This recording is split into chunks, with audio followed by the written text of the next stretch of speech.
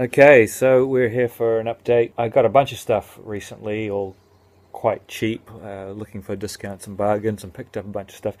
But I'm only going to go over a handful of them today, and just the ones I think there's some interesting things to say about.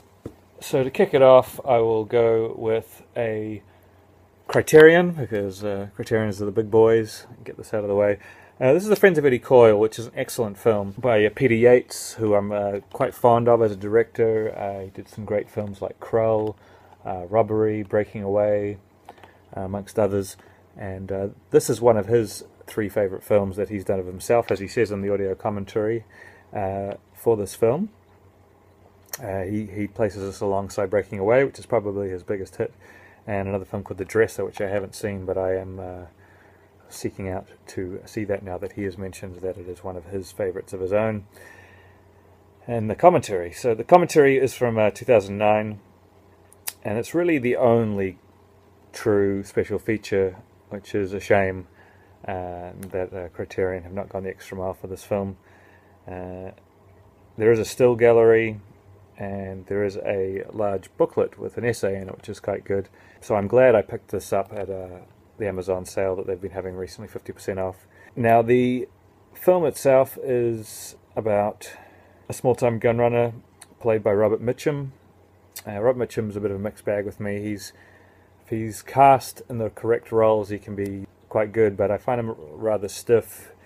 But he's cast well here, and it works well. It's about his comings and goings in the underworld and the relationship between the cops and the criminals. It's very gritty, one of those gritty 70s crime films, which is right up my alley, and really enjoyed this film when I saw it. I've not watched it all the way through on Blu-ray other than with the commentary yet, but I can tell you that the image quality is definitely a lesser Criterion, which I had read.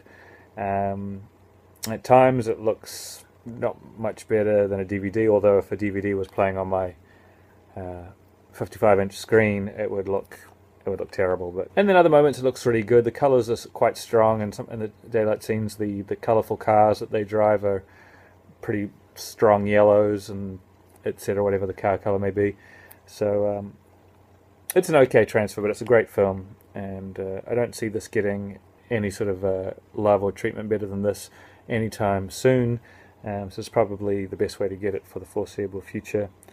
So yeah, Criterion's release, not one of their absolute best releases, but if you can pick it up on sale, as I did, I recommend it just for the quality of the film. And the commentary is good. Peter Yates is quite affable in his commentary here. Another item we have here is Tusk, which I got the local release. Tusk has been released in Region A locked in America, and despite me always going on about region-free players, I do tend to try and get my local region, if possible, if it's up to the same quality as the Region A release. Region Free and Region B releases are my preference. If I cannot get that in the same product, Region Free or Region B, then I'll have to get Region A. But Tusk is a strange one, as it did not get a Blu-ray release in many countries. It only got a DVD release. So, for example, the UK, it's only got a DVD release, no Blu-ray release. But this is the Australasian release, which has only been released here through JB Hi-Fi. So it's not that easy to get hold of, but I got it very cheap, so I was quite happy. And I actually got it with a gift voucher, so I got it for free. But not a film that I completely loved, and I'll tell you why I got it in a moment. I really enjoyed the first half to two-thirds of this film, and then Johnny Depp, his character in the film, turned up, and he was quite terrible in this, and it made me wonder if he was given any direction at all. And recently I saw a Kevin Smith Q&A, and was actually tempted to ask him that question, but he answered it before I even thought about getting up to ask a question. He answered that he did not give him any direction, in fact, and from what I can tell, it's only, from what Kevin Smith was saying, it's only Johnny Depp and Kevin Smith himself who love his character, and everyone else finds it irritating. Hearing him telling stories about Tusk while he was doing this great Q&A, he's a great storyteller, and it was a 3+ hour evening with Kevin Smith telling stories that actually made me want to go and get Tusk, and and as long as I could get it for cheap, because I did enjoy quite a bit of the film. The Johnny Depp parts were the only parts I didn't like, and it does have some great special features, a commentary with Kevin Smith, which is always great stuff. 20 Years of Tusk, 8 mini making-of featurettes, original podcast. Now, this was the idea for this film, which is about a man who's trapped in a walrus suit by another man in a mansion, came together on a podcast where they were talking about this idea, and so you can watch that podcast in its original form or in an animated form, which is quite interesting, and deleted scenes. I recommend at least checking out this film. I certainly wouldn't have got it if I didn't get it damn cheap, and I do feel like it's a wasted opportunity with that one character that Johnny Depp plays kind of really killing the momentum of the film, but everything else about it is surprisingly good. I've been, in Catholic school since first grade, and I've been an altar boy that long as well. So you're talking about a lifetime of Catholicism produces dogma. I was the kid that would sit there in church as the altar boy, laughing every time the priest was like, "Blessed is he who comes in the name of the Lord." So that's where dogma comes from. And I love those stories, the Bible stories and then the non-biblical fucking angelic stories and shit like that, because it's very close to comic book lore. When I was a kid, I just thought I liked it because that's what we were taught and it was real and shit like that. And then as I got older, I realized, no, I just like stories where good fights bad and good wins. I'm like everybody, I just like simple morality tales. Dress them up, put Ultron in it, whatever the fuck. But Now, still on the theme of trying to buy films region free or region B, this is Invasion Body Snatchers, the original 1956 version, wonderful film. On DVDbeaver.com it listed it as region free. Blu-ray.com listed it as region A, but B and C not tested, which led me to believe that it was in fact a region free release. So I had been looking at getting the Italian region B release or the Spanish region B release, something like that.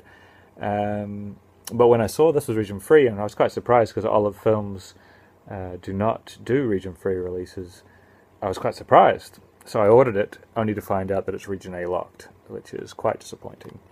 I've got a region free player, it's fine, I can still play it, but when you've got a region free player and some of your friends only have a region B player, it's, you want to lend, they want to borrow a film, and you're just like, well, you're not able to play this one.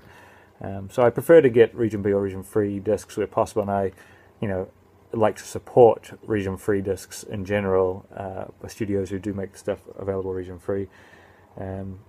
So I probably would have got the region B version of this if I had realized I had some misinformation from DVD Beaver.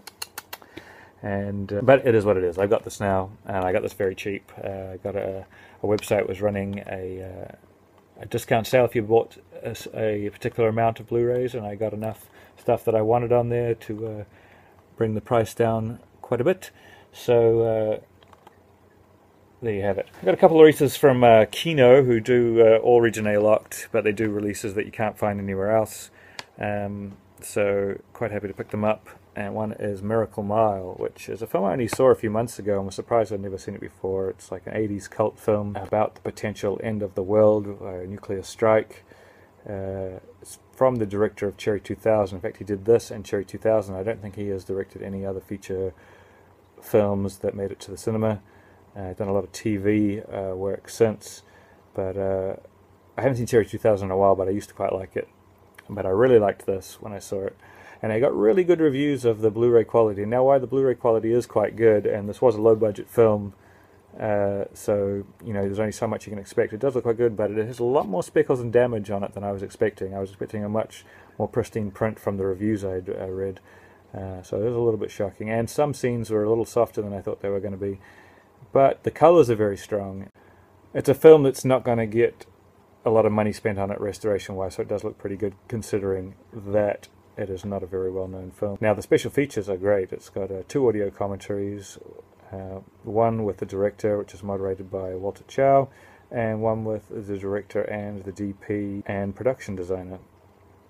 It also has excavations from the editing room, with deleted scenes, outtakes and bloopers, supporting cast and crew reunion, which I haven't watched yet, Harry and Julie interviews with Anthony Edwards and Murray Winningham, which are the 2 stars, and alternate Diamond Ending, which I also haven't watched yet, and trailers for both Miracle Mile and Cherry 2000. Now, I watched the trailer for Cherry 2000 on here, and it was interesting to see that it had the music from Taxi Driver running over it, which is, I found quite amusing. Anyway, Miracle Mile, definitely worth picking up.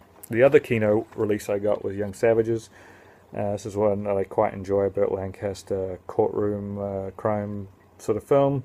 I've been looking at this for a while, but I'm waiting to get it really cheap because it is got no special features, which is a little bit disappointing. But it looks really nice in black and white.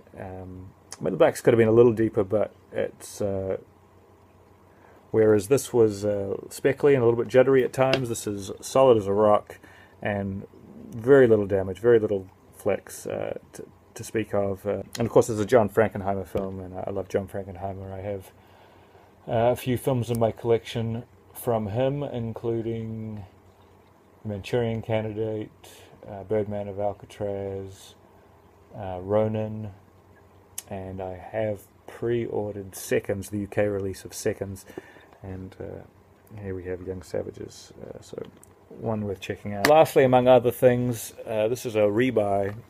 This is a region-free release, American release of The Deer Hunter.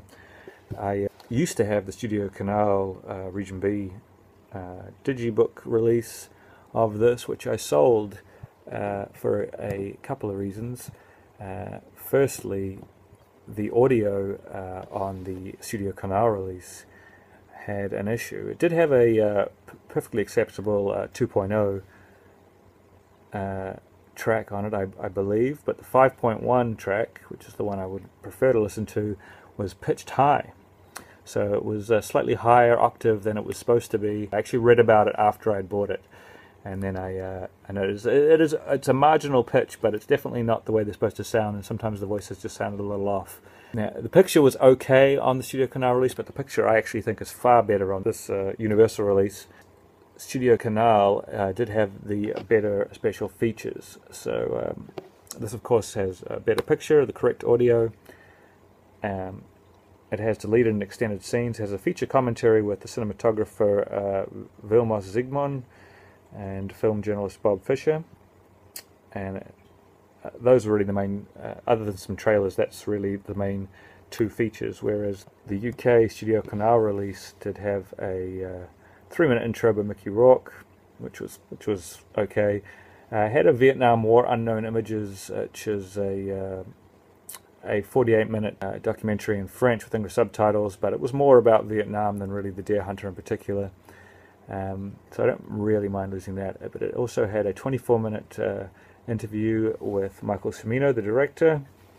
Had a 16-minute interview with the cinematographer, which it's probably negated by the commentary that this one contains, and it has John Savage, an interview with John Savage, who was one of the actors in the film, talking about his father who went to Vietnam, and it had a different audio commentary, a UK exclusive audio commentary with director Michael Cimino, which is the main special feature I kind of miss from this one, but this one has a different commentary, so you know I've listened to the Michael Cimino one in the past, so now I get to listen to a completely different commentary. It also had a 20-page booklet, and this one does not have any booklet. But more importantly, this one has the better picture, the better, more accurate sound, and it has some special features, some of which you cannot get on the UK release, even though the UK release has more special features.